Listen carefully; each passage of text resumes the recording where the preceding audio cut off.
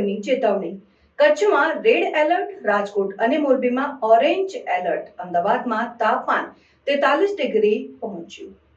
ગુજરાત રાજ્યમાં હવામાન વિભાગે 9 એપ્રિલ 2025 સુધી સૌરાષ્ટ્ર અને કચ્છમાં હીટવેવની આગાહી કરી છે. કચ્છ જિલ્લામાં રેડ એલર્ટ જાહેર કરવામાં આવ્યું છે, જ્યારે રાજકોટ અને મોરબી જિલ્લાઓમાં ઓરેન્જ એલર્ટ આપવામાં આવ્યું છે. આગામી દિવસોમાં તાપમાન વધવાની શક્યતા છે અને કેટલાક વિસ્તારોમાં તાપમાન 45 ડિગ્રી સુધી પહોંચી શકે છે. રાજ્યના કેટલાક શહેરોમાં તાપમાન નોંધપાત્ર રીતે વધ્યું છે. રવિવારે અમદાવાદમાં આ સિઝનમાં પહેલીવાર તાપમાન 43 ડિગ્રી નોંધાયું હતું. સુરતમાં તાપમાન 41.8 ડિગ્રી સુધી પહોંચ્યું હતું, જે અમદાવાદ કરતાં વધુ હતું.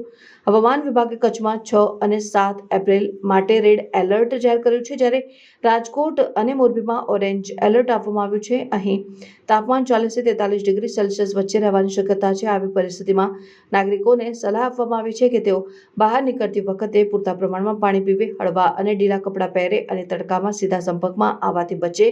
ખાસ કરીને બાળકો અને વૃદ્ધોને ખાસ કાળજી લેવાની જરૂર છે.